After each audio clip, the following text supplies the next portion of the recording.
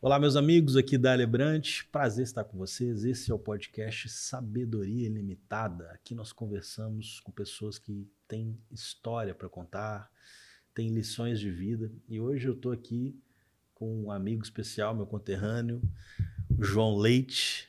Além de ser um grande atleta, uma pessoa que tem história na política, é o mineiro e a gente gosta de conversar. Eu trouxe aqui um cruzeirense da última vez, agora eu fiz questão de trazer um grande atleticano, então tenho um grande prazer de receber o João aqui comigo. Seja muito bem-vindo, João. Uma alegria ter você aqui nas Alegria terras minha. gaúchas aqui. Né? Nós estamos batendo um papo mineiro aqui, né? É isso aí. E nos encontramos mais ainda por conta das famílias, né? Sem dúvida Eu nenhuma. casei com uma Brant, né? Com uma Ah, Aleixo Brant. que coincidência, né? E meu filho, que é goleiro também, se chama Elton Brant Aleixo Leite. Olha Então, foi para a gente um prazer muito grande. E temos na nossa igreja em Belo Horizonte, nosso querido Igor, um anjo, né? Sim, é um menino de Deus, né? É um anjo que Deus nos deu Deus na abençoe. nossa igreja, querido demais, amado demais. Então é um prazer conhecê-lo, estar com você aqui e podemos falar das nossas Minas Gerais, do Galo, né, do Clube Atlético Mineiro. Esse é o time que leva o nome de Minas Gerais para Sim. todo mundo. Sem dúvida. O pessoal começou a me cobrar, falou, você está levando cruzeirense lá no seu podcast. Eu falei, não, então nessa hora vamos fazer o equilíbrio agora, né? E tem uma história. Eu quero te contar um negócio, porque na década de 90 a gente tinha muito álbum de figurinhas, né? Isso. E eu gostava muito daquilo. Eu tinha futebol de botão, e eu gostava muito de futebol de botão. E os meus álbuns eram tudo completo.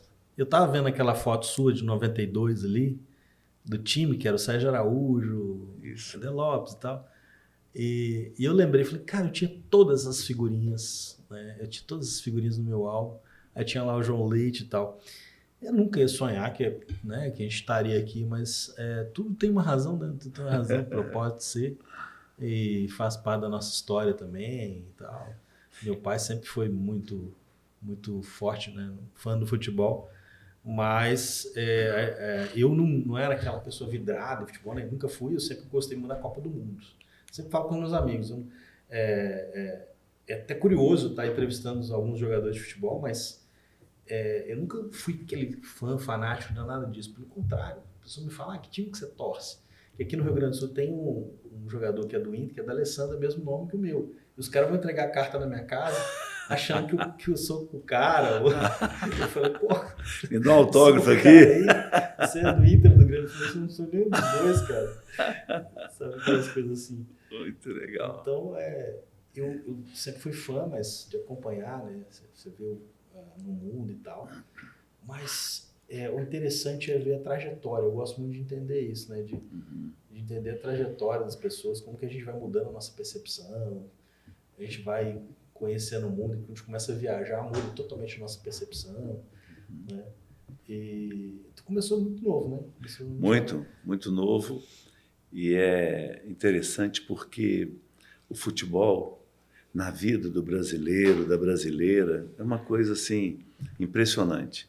Eu falo que eu já estou no tempo assim que eu encontro com alguém na rua, em Belo Horizonte, João Leite, nossa, meu avô te amava, João Leite. Minha avó, então, gostava demais. Eu já estou nesse tempo, não é? Mas eu lembro da minha infância. Eu nasci numa vila em Belo Horizonte, a Vila Oeste. E a vila era prazerosa. Tinha 10 campos. Nossa. Tinha 10 campos. É interessante que é justamente os campos que a gente tinha é onde está a Arena do Galo hoje. Debaixo da Via Expressa, que passa pela Arena do Galo, tem um rio, o Rio Tijuco, afluente do Rio Arrudas, que é afluente do Rio São Francisco, né? Do Rio das Velhas e do São Francisco. Sim. E ali era o lugar da gente brincar o dia inteiro, jogando futebol na rua, e tinha as nascentes do rio. Então a gente molhava na nascente, secava no campo jogando futebol. E atleticano, desde criança. Meu pai ensinou para a gente, e eu fiquei atleticano desde criança. A gente tinha um time na vila, Clube Atlético Mirim. A gente conseguia camisa e tal, e nosso time era campeão da vila. E tinha um outro time, que era o Alvorada da Vila Oeste. Então, com 15 anos, mais ou menos, eu fui fazer um teste no Atlético. E passei no teste, eu estava grande, o pessoal falou assim, ele é alto e tal. E aí eu fui fazer... Eu tenho 1,87. Para a minha geração eu era alto, né? Eu tenho um filho que é goleiro agora, ele tem 1,97. Elton Brant. Elton Brant tem 1,97. E aí comecei a jogar no Atlético. E eu era assim, vidrado, entusiasmado com o time principal do Atlético, com os goleiros. E eu treinava muito, era muito dedicado, mas eu era o reserva do juvenil. Eu não jogava. E foi interessante que o ano de 73 para 74, era a idade para eu servir exército, apresentar o exército. E o treinador me chamou e falou assim, João, olha, os diretores ficam querendo te escalar. E comigo não escala, então está jogando outro goleiro, mas agora você é o goleiro titular. Então eu era o goleiro titular e, de repente... O Heleno, que era um jogador de meio campo do Atlético era Cerezo, Heleno, né? Sim. O Heleno é um cara muito inteligente, nós somos amigos desde os 15 anos de idade, sim. Trabalhamos juntos nesse tempo todo. E ele fala comigo, João, já acertei tudo. Acertou o quê, Heleno? Acertei para a gente não pegar exército. Como é que nós vamos fazer? Nós vamos aparecer no último dia. Não pegar exército. Nós vamos aparecer no último dia, já estudei, tem um negócio chamado de excesso de contingente. Então, não vai precisar da gente, nós aparecemos no último dia. Aí chegamos lá no último dia, lotado de menino, né? Se apresentando para o exército. Aí, de repente, entra um tenente naquele pátio que a gente estava e gritou, os últimos serão os primeiros. Vocês pensaram que enganar o exército brasileiro, todos vão pegar. Aí colocaram a gente num salão imenso, para fazer exame médico aí, flexão, aí eu fazendo flexão, o Heleno do meu lado fazendo flexão, cai gritando, ai, ai, ai. Aí veio o coronel médico e falou assim, o que foi? Eu fraturei esse braço, mas está melhorando. Não, você está cortado. Então, dispensado por falta de condição física. O Heleno era um monstro para treinar, Paulo Isidoro, Heleno, Cerezo, os caras eram violentos. O homem dispensou o Heleno, eu fiquei olhando para o Heleno indo embora, e eu ficando, não tinha quebrado o braço. Fiquei 1 ano no Exército, sem poder ir treinar. Então, aquela promessa que eu seria o goleiro titular, não teve jeito. Passado 1 ano, eu voltei para o Atlético.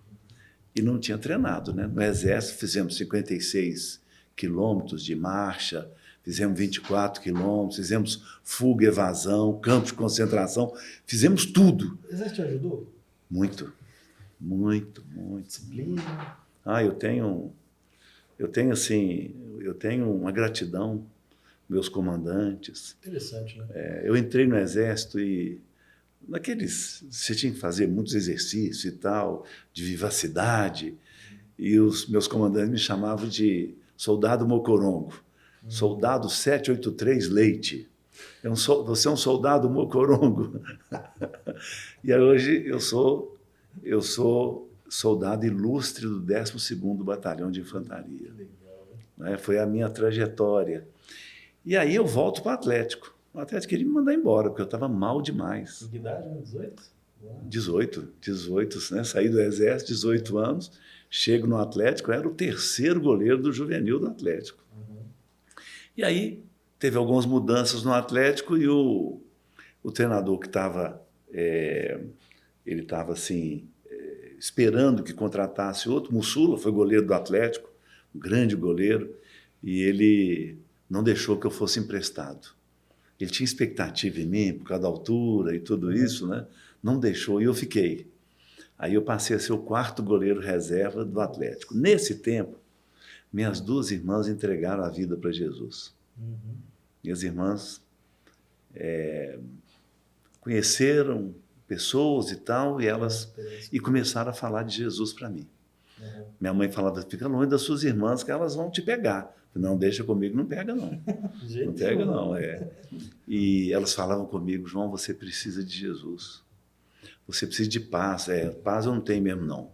Pois mas para ter paz tem que ter arrependimento. Você tem que arrepender. Tem muita coisa errada, João. Não, eu vou ser do time principal do Atlético. Os jogadores são da seleção, famosos, e eu vou ser igual a eles. Sozinho você não vai conseguir, João. Mas eu treinava pela manhã e à tarde. Minha mãe fazia uma marmita fria para mim. Eu treinava pela manhã e ficava à tarde. Pegava o menino do infantil do Atlético, ele chutar bolas para eu defender.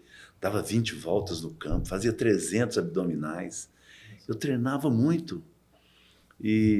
Mas não tinha chance. Quarto reserva. E um dia aparece uma chance para mim. Atlético e Seleção da Bulgária no Mineirão. Tinha 4 goleiros, 2 machucaram.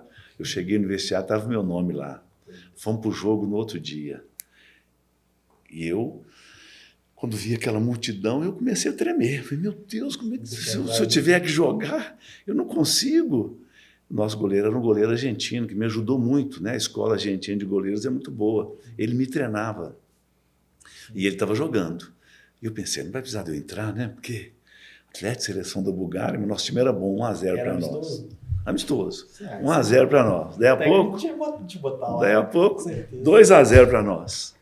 Aí, 2-0 para nós, eu pensei assim, para de fazer gol, porque senão o treinador vai achar que está fácil, e eu não tenho condição nenhuma de entrar nesse jogo. Isso. Começou o segundo tempo, 3-0 para nós. Faltando 10 minutos, eu olhando o relógio do Mineirão, faltando 10 minutos para terminar o jogo, eu ouvi alguém me chamando, João. Eu nem olhei, porque podia ser o treinador me chamando, e eu não tinha condição de entrar. Aí bateu no meu ombro. Aí eu olhei, era ele. João, entra lá. Assim, Cheguei no túnel central do Mineirão, eu tremia tanto que para assinar o meu nome na linha ali, eu não acertava de jeito nenhum. Cheguei na beirada do campo, o goleiro argentino saiu e eu entrei. Logo que eu entrei, veio um búlgaro com a bola. E eu gritei, não deixa ele chutar não, gente. Deixaram ele chutar e gol. Gol e aquele Mineirão todo murmurando. Nossa! E eu olhando para o relógio, tem que acabar esse jogo, pelo amor de Deus. E eu na tremedeira. Você já tomou um gol de cara? De cara. Na hora que eu entrei, de cara. Nossa. Aí, de repente, vem outro, faltando 2 minutos, vem outro búlgaro com a bola. E eu gritei, faz falta nele, gente. Ninguém fez, ele chutou, gol. Nossa. E ele era destro, ele chutou a bola. O jogador que chuta com a perna direita, 90% do chute dele vem no seu canto direito. Uhum. Só que quando ele chutou, eu caí para cá e a bola entrou. Entrou e gol. E o estádio inteiro me homenageando. Frangueiro, frangueiro. E aí? Nossa, que beleza. E aí, lá em Belo Horizonte, você é muito novo, não vai lembrar, tinha um jornal famoso, Diário da Tarde. Eu lembro. Jornal Diário da Tarde. No outro dia saiu minha foto. Eu na capa. Do Diário da Tarde.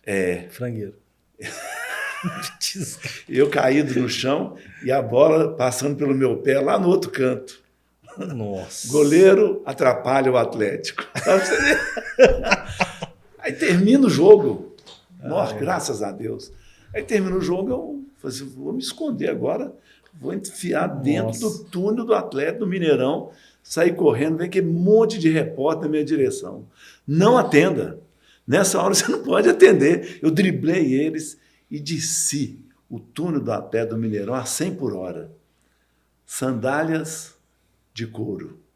Sandálias de outras marcas, que eu não quero falar as marcas. Sandálias de outras marcas. Perfeito. Mamuxa de laranja. Pilhas Rayovac amarelinha, 2 pegaram na minha testa, eu desequilibrei e desci de bumbum a escadaria do túnel do Atlético, esborrachei lá jogaram embaixo. Tudo lá em cima. Jogaram tudo em mim. Sandália, pilha. Tudo. Aí quando eu cheguei lá embaixo, os jogadores vieram, né, e me levantaram. Aí eu pensei, bom, agora eu estou salvo, né? Vou para casa, né?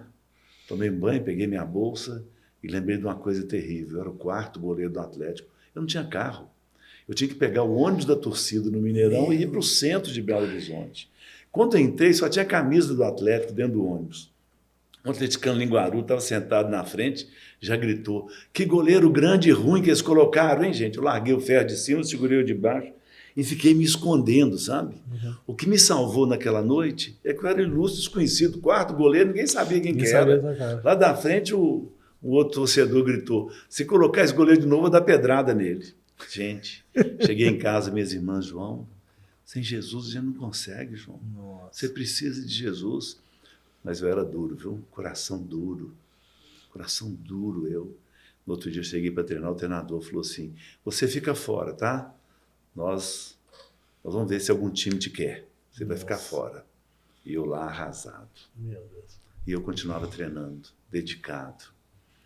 E um dia eu estava treinando, com um jogador que chutava muito forte. Todos os jogadores já tinham ido embora, o treinador, e eu no gol, e ele chutando.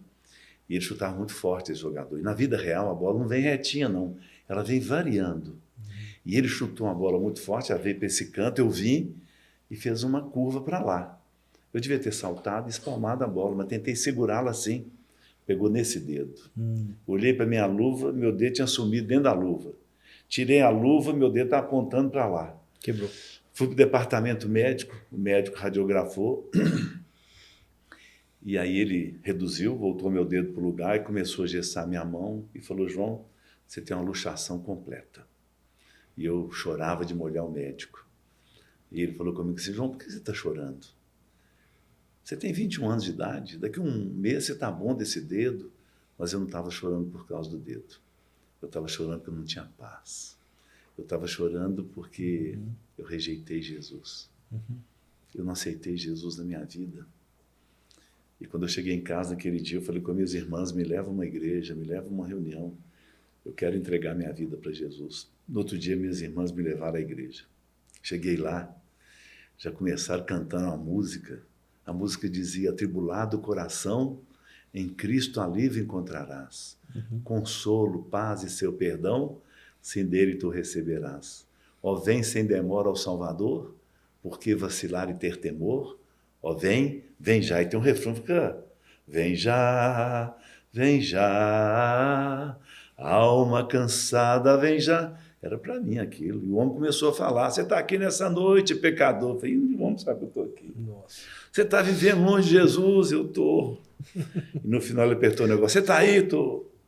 Você quer entregar a vida para Jesus? Quero.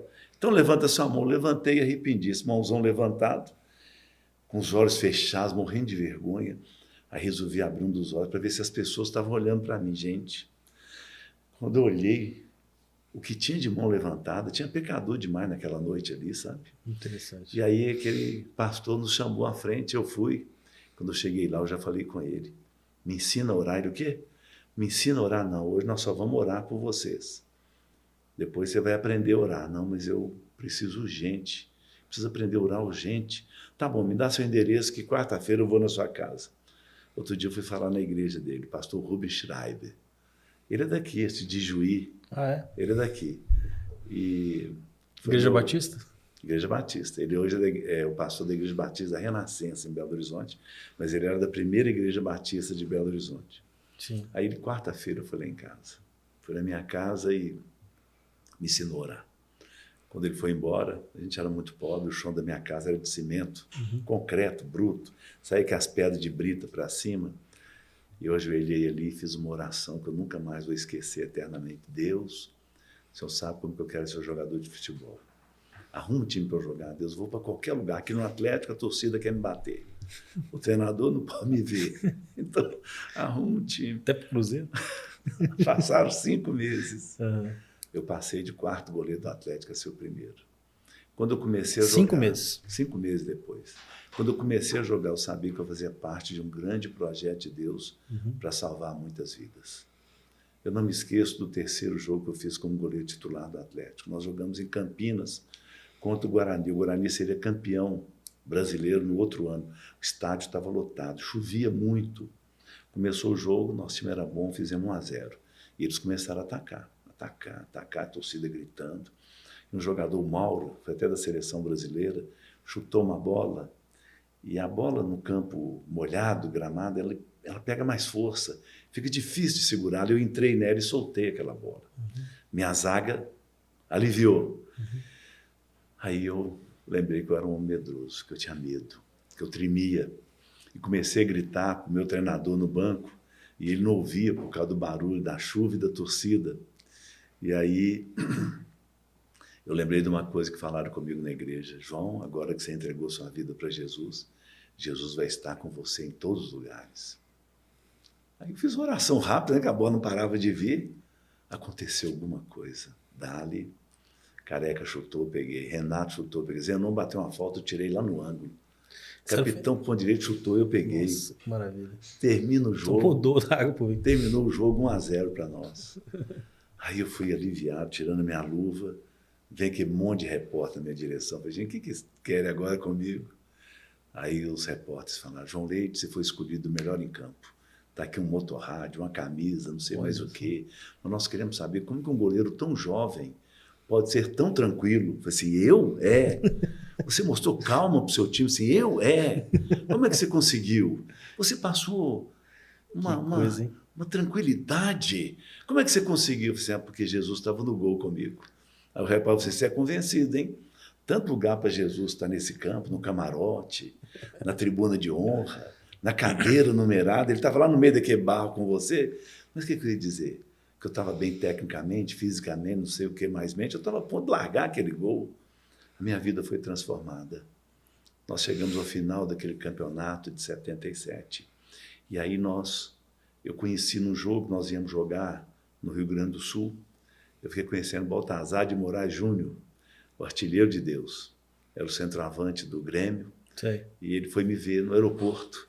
E conversamos e falei com ele sobre o plano de um missionário chamado Abrão Soares da Silva. Uhum. Ele tinha o apoio de Ed Walker, que era outro missionário americano, que alcançava os jogadores de basquete, de futebol para Jesus. Interessante. E eles queriam, então, iniciar um trabalho com os atletas no Brasil. E esse missionário falou comigo que Deus tinha dado uma visão para ele, que no Brasil tinha uma multidão de atletas seguindo a Jesus. E nós começamos uma reunião em Belo Horizonte, foi onde eu conheci Eliana Aleixo. Era Atletas de Cristo, né? Tinha um negócio assim. E Atleta de Cristo. E tem até hoje. Tem até hoje, né? Mas aí Eliana estava... A Eliana era jogador de vôlei da seleção. Jogador de vôlei da seleção, atleta olímpica, né? Sua parente. Sim, exatamente. Então, naquelas reuniões ia ela, a irmã dela, Cristina Brant, ia Heleno Alves, jogadores do Atlético. E nós, então, a ideia da Eliana, qual o nome da nossa associação? A Eliana falou, Atletas de Cristo. Então foi lá que surgiu. Surgiu em Belo Horizonte. Olha, eu lembro disso, era muito forte a Atletas de Cristo.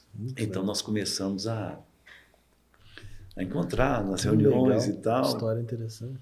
Aí ficamos noivos em maio de 79 e nos casamos em dezembro de 79. Temos 46 anos de casados. Tu casou novo, você tinha que idade? 23, 24. Tu casou bem novo, né? Casamos novo. E aí nós íamos expandir, né? Alex Dias Ribeiro, ex-piloto de Fórmula 1, ajudou demais, não é? E a Atlético de Cristo cresceu. Nós tínhamos um problema. Qual era o problema? As igrejas não aceitavam, muitas igrejas, porque jogavam no domingo, né? Então tinha essa situação. As igrejas, então, muitas não aceitavam os atletas. Hoje, Atletas de Cristo, assim, ficou menor, sabe? Por quê? Porque as igrejas estão aceitando. Para a gente é uma alegria a gente ter ficado menor também, porque as igrejas estão aceitando os atletas. Cada um tem sua igreja. Sim. A gente sempre viu que era uma maneira muito boa da gente alcançar os atletas. Eu, por exemplo, fazia uma reunião no meu quarto na concentração.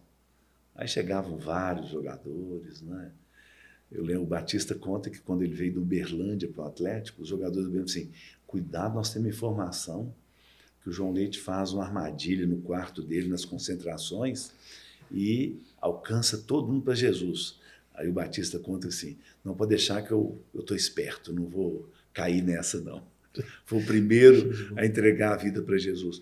E Atletas de Cristo está em mais de 70 países, levando a mensagem de Jesus, né, para os atletas. Legal. Claro, né, as pessoas, a gente fala muito, né, eu costumo dizer que eu não tenho religião, né? Eu sou um seguidor de Cristo, eu sou um estudioso, né, da Bíblia e das Escrituras, e sou um pesquisador e tal.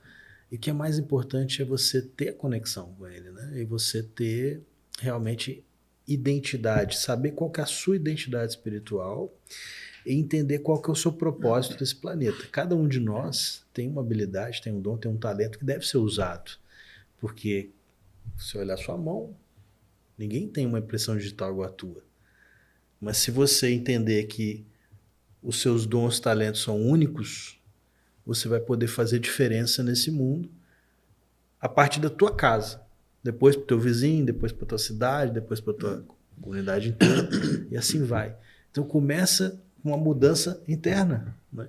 a gente está aqui. Eu poderia muito bem não estar fazendo nada disso daqui, né? Eu poderia estar simplesmente lá no meu escritório fechado, lendo os meus livros, escrevendo os meus livros e não compartilhando. Mas a oportunidade que nós temos de compartilhar a experiência que nós temos. E a pergunta para ti é, o que na tua caminhada na juventude, o que fez você mudar? O que fez você realmente ir de um estágio para o outro? Você ter mais consciência, né? O que fez você ter uma visão diferente de você, né? O que foi o desafio que fez você avançar na sua vida? Eu creio que minhas irmãs, elas tinham um testemunho assim muito forte, sabe? Nós somos 5 irmãos. Todos estão vivos, né? Meu pai já faleceu, minha mãe ainda vive com 93 anos, fará 94 agora. E minhas irmãs eram assim, eu comparava minhas irmãs com meus colegas no Atlético. Eu falo que minhas irmãs não tinham esperança na vida, elas tinham certeza.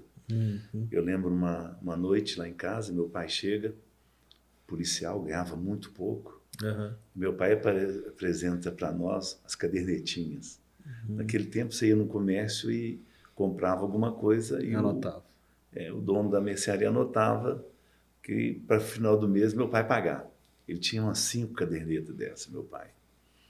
E naquela noite ele falou conosco que não tinha dinheiro para pagar aquele mês. E que ele estava assim desesperado. Levanta minha irmã Ângela com a mão levantada e grita, vamos orar porque Jesus proverá. Ele vai dar o dinheiro para nós. E apareceu o dinheiro. Uma noite, briga da minha mãe com meu pai. Minha mãe brigava com meu pai, assim, feio. Eu acho que até fiquei mais ou menos no goleiro, minha mãe mais ou menos no gol. Minha mãe expulsando meu pai de casa. A porta é aquela, pode ir embora. E eu pro lado do tornozelo dele para ele ir embora. Eu segurando o tornozelo dele. Não deixava ele sair. Para ele não sair, pai, não vai. 5 filhos, pai. Desde lá, minha irmã com a mão levantada. E gritou, vamos orar, porque Jesus, o príncipe da paz, vai trazer paz para esse lar. Meus pais viveram juntos até a morte do meu pai. Que bênção, né? Hoje ela tem problema de memória e tal. E quando eu vou visitar, assim, João, e seu pai? Quer saber do pai, não é? Meu pai está com Jesus, mãe. Ele está com Jesus, ele entregou a vida para Jesus. É interessante porque quando era criança tinha muito medo de morrer. E minha mãe um dia me chamou e falou assim, o que está acontecendo com você? Você não dorme? Você está ficando madrugada acordada, tentando fugir de casa. Aí eu perguntei para a mãe, quando a gente morre, o que acontece com a gente? Minha mãe não sabia de nada, tadinha. E ela falou assim, João, você está com medo de morrer? Eu falei assim, tô, mãe. Não fica não, João, quando a gente morre, mãe, o que acontece? Você cai no abismo escuro. E aí, mãe? Vai cair nesse abismo escuro? E aí? Não tem volta não, você vai ficar lá para sempre. Quer dizer, depois dessa explicação, eu não dormia. Você ficou mais ainda apavorado. Quando meu pai ficou doente, um dia eu estava indo para casa, minha mãe falou, ele está muito mal. Aí liguei para minha irmã, para o médico dele, para a ambulância, levei ele para o hospital. O médico dele, apertando a perna dele, ele tinha muito problema de circulação, apertando a perna dele, fala com ele, seu Valdemar, o senhor está sentindo dor? Aí meu pai responde para o médico, doutor Daniel, eu não sinto dor nenhuma mais. Jesus está aqui comigo. Olha só. Minha irmã apertou meu braço. Ele teve uma parada respiratória, uma parada cardíaca, entrou em coma, faleceu. Foi rápido. E aquilo salvou minha vida, porque você imagina, vendo o melhor amigo da minha vida morrer e não tinha abismo escuro nenhum. Sim. Tinha Jesus luz, né? levando ele, não é? Então, essa foi a força que transformou minha vida. Eu vi minhas irmãs serem transformadas, não é? E eu vi que eu precisava arrepender. Eu não tinha paz. Sem arrependimento não vai haver paz. Nós estamos vivendo no Brasil hoje, não é? Se não tiver arrependimento das autoridades, dos líderes, nós vamos sofrer demais. Vai ser sofrido, está sendo sofrido agora e vai ser mais sofrido. A minha vida era sofrida porque na minha vida faltava paz. E para a gente ter paz, nós precisamos de arrependimento. Verdade. Tu teve uma grande trajetória como atleta, né? Tu ganhou de vários títulos, né? Quais foram os principais títulos, só para a gente relembrar aqui? Assim, eu tenho, mais evidentes. Na minha carreira com o Atlético, mais de 11 títulos mineiros. Mas os principais, os 3 principais. Tenho 78, campeão dos campeões. E 92, campeão da Sul-Americana, contra o Olímpia, no Paraguai. E vários torneios na Europa, né? Ganhamos do Paris Saint-Germain de 3-0, vencemos o torneio de Paris, o torneio de Amsterdã, vencemos o Ajax, o torneio de Bilbao, vencemos o Hamburgo, vencemos o Atlético Bilbao. Foram muitos... Tu começou a viajar no futebol, né? Para fora, né? Quando eu tinha 15 anos, o lugar mais longe que eu tinha ido era 200 quilômetros. Aí depois, no Juvenil do Atlético, eu viajei uma vez para Marataízes. Depois para a Copa São Paulo. Para São Paulo. Então foram as minhas maiores viagens. Depois, em 77, nós fomos à Indonésia, Arábia Saudita, Kuwait, Bahrein, Catar. Aí passamos a viajar o mundo inteiro, né? Lá em casa os meninos falam que só não ganham da mãe deles, né? Que Moscou, China, Japão, Cuba jogando pela seleção brasileira de vôlei. Eu costumo dizer que a viagem é uma coisa que mais amplia a consciência do ser humano, né? E quando você sai da zona de conforto da sua própria cultura, e quando você vai para uma cultura diferente da sua, quando você começa... Porque o nosso cérebro, naturalmente, ele faz comparações. Então a gente já começa, você vê, você sai do sudeste para o sul, você já vê tanta diferença, a gente está falando isso aqui agora, né? E como que isso aumenta a nossa consciência, a nossa percepção e fala, nossa, como a grandeza do mundo, né? A diversidade das pessoas é muito grande, né? E como, né, da mesma forma, as pessoas precisam umas das outras, precisam de paz, precisam da presença de Deus neles. A experiência faz a gente mudar, faz mudar a direção. Eu sei que você fez uma movimentação grande na tua vida, que foi entrar na política, né? Por que você resolveu entrar nisso? Porque muita gente não tem coragem, né? Ou a gente não... Né? O que fez você entrar? O que te motivou a entrar nisso daí? Me fala um pouquinho sobre essa virada ali. Primeiro eu tenho que concordar com você. Eu não tinha coragem de entrar. Um líder do PSDB... em 92, 91, 92, não sei, 92, porque coincidiu com as finais da Sul-Americana, da Conmebol. Um líder falou comigo, me convidou para ser candidato a vereador em Belo Horizonte. E o PSDB, naquela altura, tinha um prefeito de Belo Horizonte, tinha feito 180 escolas. A Praça da Liberdade, que é ícone, né, para nós, belo-horizontinos e mineiros. Tinha uma feira hippie lá. Eu lembro muito. Pois é, e aí tirou e levou para a Avenida Afonso Pena, né? Porque a gente queria preservar a Praça da Liberdade. E queria que a feira continuasse, mas não lá. Sim. Então, eu falei assim, olha, eu posso até entrar para o partido, mas candidatar, não vou candidatar, não. Aí cheguei em casa e falei com a Eliana, meu bem, então, hoje eu fui receber o Troféu Guará. Foi no Troféu Guará que esse líder do PSDB me convidou. O Troféu Guará, você lembra, né? É para os melhores do ano em Minas Gerais, né? Então eu fui reconhecido o melhor goleiro daquele ano. Bom, aí falei com a Eliana, falou assim, você tem que ser candidato também, você pode ajudar muitas pessoas. Aí eu falei, não quero e tal. Vou falar com o pastor. Falar com o pastor. O pastor Paulo Mazzoni falou assim, nossa, você tem que ser candidato. E te apoiou, né? Você tem que ser candidato. Nossa, eu falei assim, mas o que é isso? Meu pastor, minha mulher e tal. Sua mulher que é sua chefe, o seu pastor que é sua líder. Eu já falei aqui que eu tenho um grande amigo, né, desde o futebol, Heleno de Abreu Oliveira. Meu irmão, meu amigo. Aí eu chego para treinar. Estava tendo um campeonato sul-americano. Vindo jogando contra o Nacional de Quito e tal. Fluminense, ganhando o Fluminense e tal. Aí eu falei, Heleno, nossa, Ziza Valadares me convidou para ser candidato a vereador. Falei, como é que eu posso entrar no PSDB, mas candidato a vereador? Aí o Heleno, meu maior amigo, você tem que ser candidato.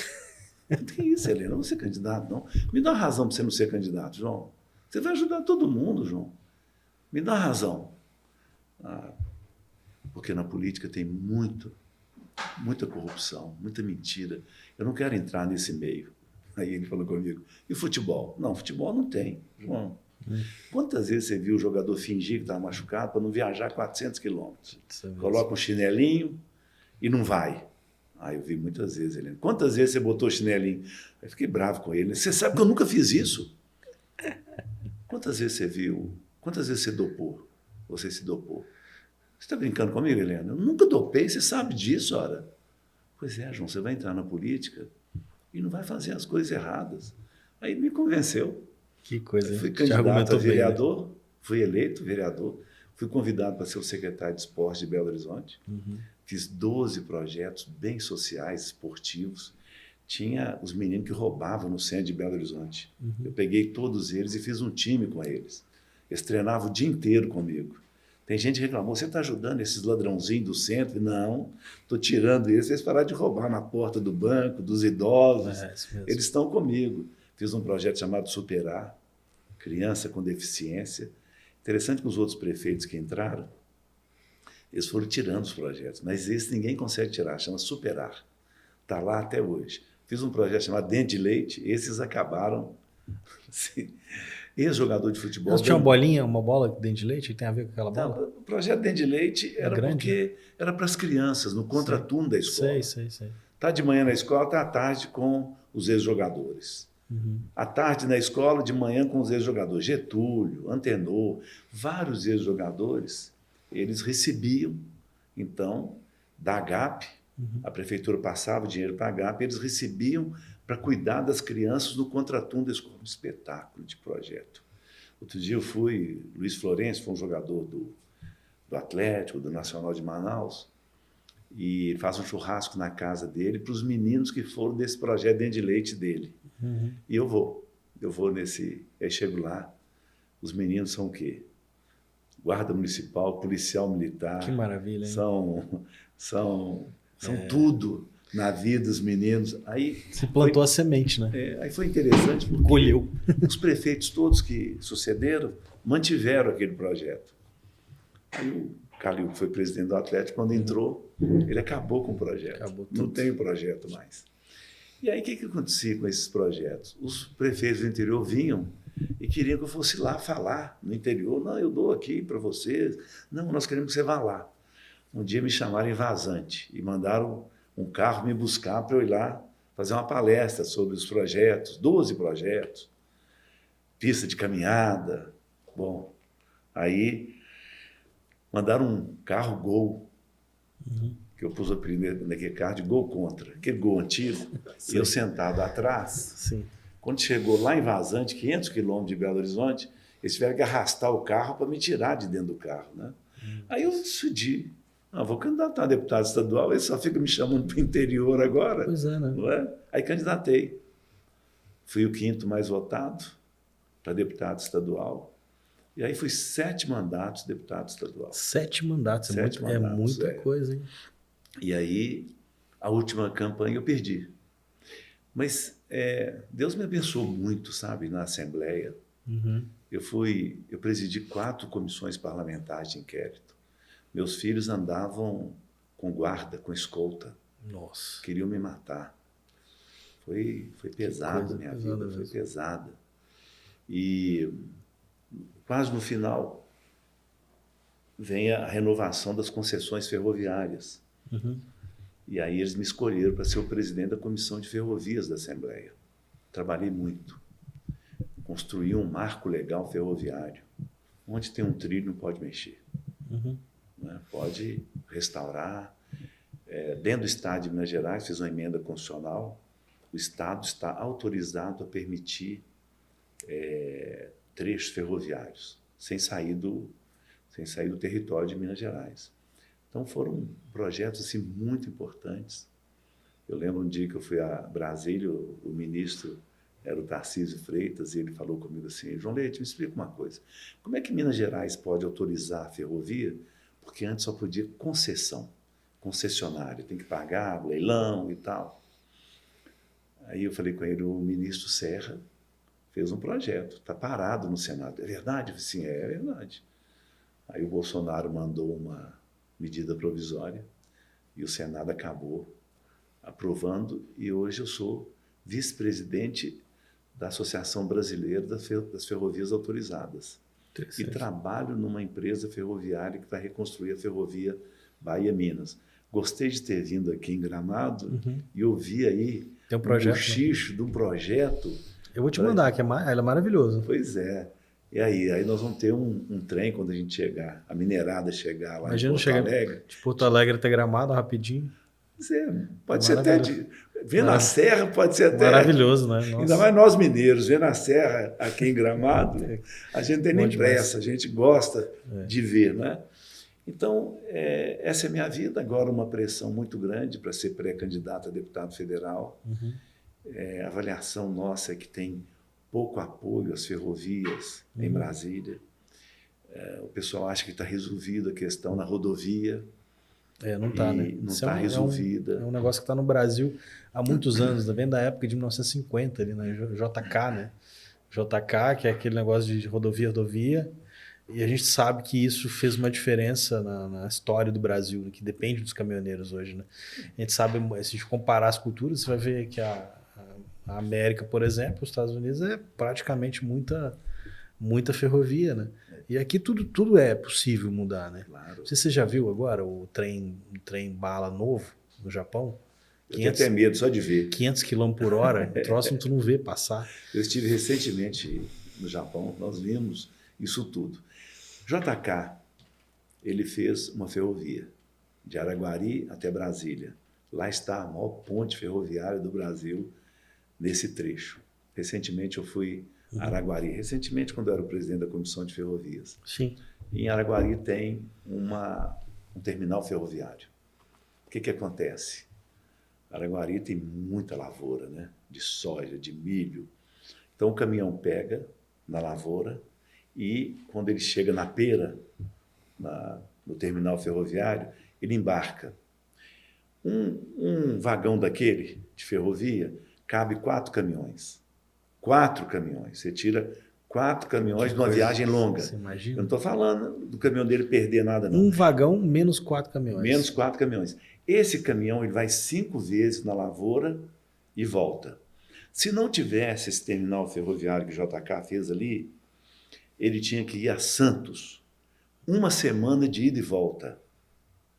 Pergunta para o caminhoneiro o que ele prefere, ir na lavoura, fazer 5 viagens por dia, dormir em casa com a família, ou 1 semana de ida e volta para Santos. A Rússia, eu acho a Rússia assim, atrasada em algumas coisas. 90% da carga está na ferrovia, 10% na rodovia. Estados Unidos, 37% está na rodovia, o resto é ferrovia. E nós estamos... apareceu um dinheiro aqui para o governo de Minas Gerais, 2 bilhões. O que nós vamos fazer com ele? A operação tapa buraco. Aí passa aquele tritrem, carregando aquela carga pesadíssima. Aí já estourou. Daqui a pouco vem mais um dinheiro, vamos fazer tapa buraco. Mas aquela carga que está fazendo buraco não é carga de rodovia, é carga de ferrovia. O caminhoneiro, ele vai ser beneficiado. Ele não tem que morrer na estrada do jeito que está morrendo. Tenho dúvida disso. E está em falta, né? É um profissional que cada vez mais está em falta no mercado. Agora, me fala uma coisa aqui. Trajetória profissional, atleta, política. O que é, na sua experiência de vida, quantos filhos você tem? Eu tenho 3. 3 filhos e netos? 5. 5 netos. Então... a sabedoria, né? A era dessa sabedoria, a gente chega nessa fase da sabedoria. Eu quero te perguntar, o que é sabedoria para você? E qual que é a tua fonte de sabedoria? Me fala um pouquinho disso. Tá. Sabe que eu, iniciando a minha carreira política, eu resolvi estudar. Meu sonho de criança, história. História. Eu fui para a faculdade fazer história. Que legal. Sofri um bocado, porque eu tinha uma professora... O horário dela justamente a sessão da noite na Assembleia Legislativa. E eu chegava atrasado. E um ano lá ela resolveu, assim, eu vou te reprovar. Eu falei, não faz isso, professor. Por quê? Me dá razão. Recentemente, Gustavo Borges, um atleta brasileiro, ele foi perguntado por um repórter por que ele, quando termina uma competição e ele vence, ele se enrolava na bandeira do Brasil. Você nem mora no Brasil, Gustavo. O meu sonho é morar no Brasil. Você mora nos Estados Unidos. porque a escola permite que eu treine. A escola permite que eu participe de competições. No Brasil, não. Eu contei isso para ela. Outra coisa, professora, a sua matéria, eu sou bom nela. Por que você é bom? Porque eu já estive na Arábia Saudita. Eu já estive nos países árabes, já estive na Ásia. Porque o esporte dá uma oportunidade para a gente ter conhecimento de mundo. Para mim, a maior sabedoria é o conhecimento de mundo, é o que você está falando aqui comigo agora. Depois que a gente viaja, não é? Exatamente. Eu estou comparando agora Gramado com Belo Horizonte. É possível não ter morador de rua. Gramado não tem. Por que Belo Horizonte tem que ter 14 mil moradores de rua? Então, a sabedoria vem disso, mas principalmente, a minha sabedoria vem da minha vida com Jesus. Você sabe que Jesus conversa comigo o dia inteiro? O dia inteiro. Ele fala comigo, o Espírito Santo de Deus fala comigo o dia inteiro. Eu peço demais coisas para ele. Eu peço para meu filho, que é goleiro. Eu peço para minha filha, que trabalha numa igreja lá em Vancouver, no Canadá. Eu peço pela Daniela e pelo Daniel, são os pastores da Igreja Batista Central, no bairro Luxemburgo, em Belo Horizonte, meus filhos. Perfeito. Daniela é minha filha, legal. atleta olímpica de ginástica rítmica. Minhas 3 netas, filhas da Daniela e do Daniel, já são atletas de ginástica rítmica. Já tem título mineiro de ginástica rítmica. Então, para mim, essa é a sabedoria, né? Tudo que Jesus fez por mim na cruz, tudo que ele fez por mim. Amém. Ele me alcançou numa vila, filho de um policial, uma vida difícil. Ele me fez jogador de futebol para alcançar vidas. É isso que eu faço toda semana, terça-feira. Eu tenho minha célula para o mundo inteiro. Quando teve a pandemia, eu tinha célula em casa. Aí, pandemia, não tinha jeito de ser em casa mais. Aí, comecei a fazer pela internet. O pessoal da igreja que nasceu na minha casa, eu fui jogador do Vitória de Guimarães, de Portugal. Nossa casa tinha reunião, 4 jogadores e esposos do Vitória de Guimarães converteram. E quando nós saímos de lá, não cabia na nossa casa mais. E foi então inaugurada a Igreja Evangélica Batista de Guimarães. Os irmãos entram Olha que legal. na minha célula remota, não é? Então, a minha vida é assim. Vou lançar agora um produto, uma empresa que vai lançar um produto. Quando eu comecei a jogar, eu copiei o Alex Dias Ribeiro. Coloquei na minha camisa Cristo Salva. E a CBF proibiu. Perfeito. E aí proibiu, eu falei, puxa, lasquei, né? Aí veio a imprensa do Brasil inteira, Belo Horizonte. E queria me entrevistar com a camisa. Fui lá, pus a camisa. Globo filmando, Folha fotografando, Jornal do Brasil. E o repórter da Globo, no final, perguntou, e agora, João Leite? Proibiram Jesus na sua camisa, o que você vai fazer? Eu falei, da minha camisa eles podem tirar Jesus, mas do meu coração, não. Eu vou seguir Jesus para sempre. Aí passei a entregar Bíblias dentro do campo. Que legal. Entreguei, assim... Eu joguei 684 jogos pelo Atlético. Eu devo ter entregado umas 1000 Bíblias em campo de futebol. E agora, uma empresa vai lançar um produto, uma caixa, uma camisa do Atlético cinza, que eu jogava. Tu me mostrou a foto, linda. Escrito Cristo Salva. Linda camisa. Isso. E dentro também dessa caixa, uma Bíblia. O Atlético já aceitou, já assinou o contrato. Que legal. Eu assinei também. E essa empresa vai fazer esse projeto aí. Que bênção. Nossa. Tem que continuar, né? Eu não posso parar. Não, tem que avançar.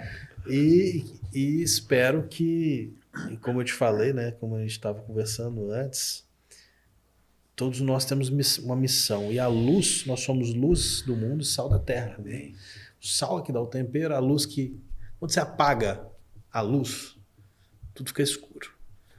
No escuro você não enxerga nada, mas quando você aperta o dedo no interruptor, imediatamente as trevas vão embora. Amém. O que significa isso? A luz, ela abre os seus olhos. A luz nos faz você enxergar. A luz te traz discernimento, visão. E a luz é a presença de Deus, né? É o conhecimento. A luz é conhecimento. Então, por isso que conhecimento faz diferença na nossa vida. Por último, eu sei que a sua referência maior é Jesus.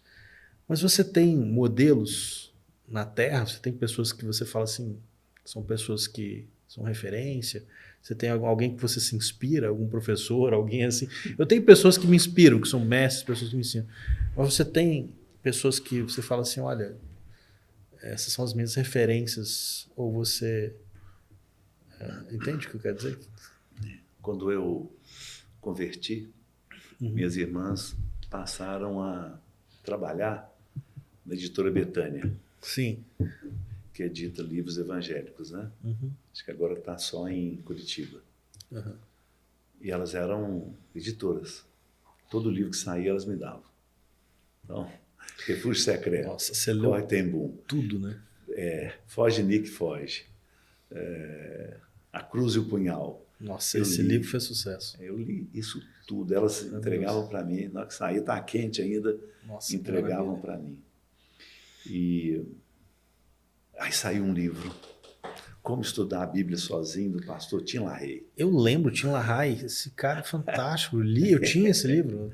Até dei de presente para alguém esse livro. Desde que elas me deram, pela manhã, eu não faço outra coisa do que senão estar com Jesus. Maravilhoso. Você lê as passagens e você, interessante que esse livro eu nunca mais vou esquecer. Eu oriento sempre os meus discípulos, né? Comece a Bíblia pelo final. Pelo final? Apocalipse? Não. 1 João. Se confessarmos os nossos pecados, de fato, Ele é fiel e justo para perdoar os nossos pecados e nos purificar de toda justiça. Filhinhos meus, essas coisas vos escrevo para que não pequeis. Se todavia alguém pecar, temos um advogado junto ao Pai, Jesus Cristo justo. E Ele é a propiciação pelos nossos pecados. Não apenas os nossos pecados, mas pelos pecados do mundo inteiro. Mas eu amo 1 João 4:8, que é até um hino, né? Do meu tempo, né? Do seu tempo, né? Sim. Deus é amor, a Bíblia assim o diz. Deus é amor, eu volto a repetir. Deus é amor, buscai e achareis. É no capítulo 4, versículo 8, 1 João. Amém. Deus nossa, essa não é amor. do meu tempo, não. Essa não é. Mas isso que influenciou minha vida, Jesus. Maravilhoso. Você sabe que eu tinha que pegar um ônibus quando eu comecei a trabalhar com meu pai. O meu primeiro trabalho foi como faxineiro, lavava banheiro e fazia café. E aí, depois disso eu fui trabalhar numa das farmácias, né? Eu lembro que morava no Grajaú, pegava o ônibus, o 1001, demorava 45 minutos para chegar lá no Anchieta. Dava uma volta na cidade inteira. Não tinha celular e tinha aquelas bibliazinhas dos Gideões. Aquilo era o meu celular. Eu lia aqui o livro de Provérbios que estava no final. Cara, eu lia e relia aquele livro de Provérbios trocentas vezes. Aqui ficou gravado. E para quem não sabe, o livro de Provérbios é o livro da sabedoria, né? Conhecido como o livro da sabedoria, que foi escrito pelo rei Salomão, o homem mais, vamos dizer assim, um dos mais sábios do mundo e o mais, vamos dizer assim, mais rico, né, que já existiu na face da Terra. Então a gente tem muita lição para aprender, sim.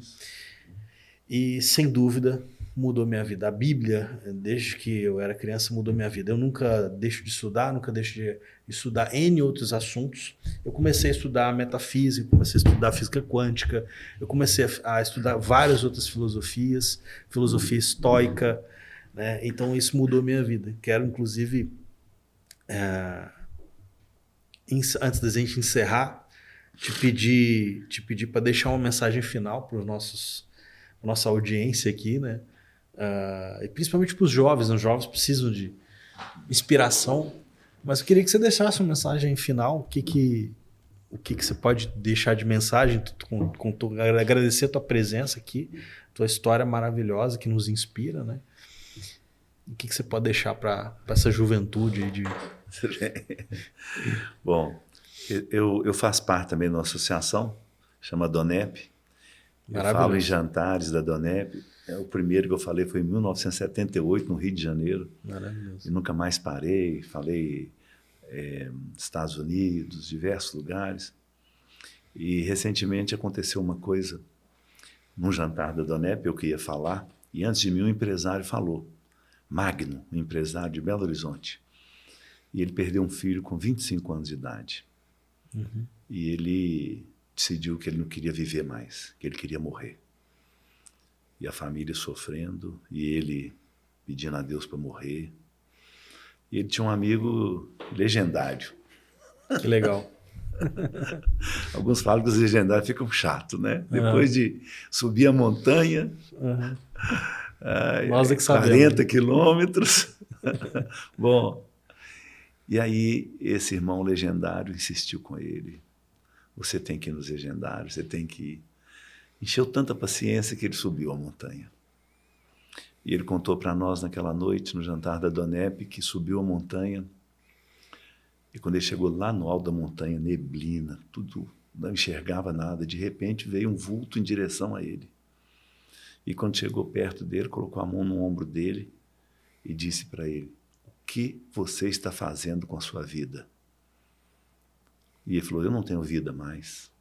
Eu vim aqui, quem sabe eu vou pular de algum lugar aqui. Eu não quero viver mais. Mas por quê? Ele disse assim: eu vou dizer. E ele falou com a pessoa, né, assim: você é Jesus, não é? Eu falei assim: sou. Por que você quer morrer? O senhor sabe, não sabe? Eu perdi um filho de 25 anos de idade. Aí Jesus falou com ele: ô Magno, quem falou que ele é seu filho? Ele é meu filho. Ele está comigo. Saia daqui, vai viver sua vida. Eu estou te vendo.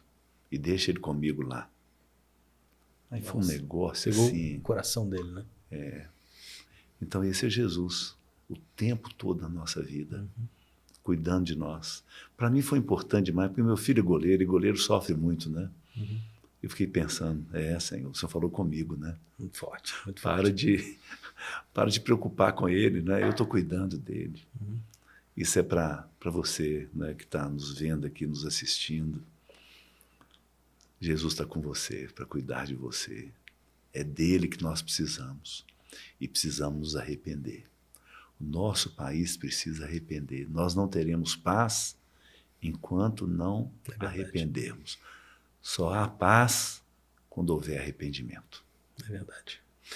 Maravilhoso, nossa, fechamos com chave de ouro. E eu quero aproveitar a fala do João aqui. Eu também sou um legendário, né? E é interessante que eu jamais imaginei que eu ia nos legendários. E é incrível que quanto mais, já diria, né? Dizia Salomão: vaidade das vaidades, tudo é vaidade. Quanto mais eu sei que, né, não sei.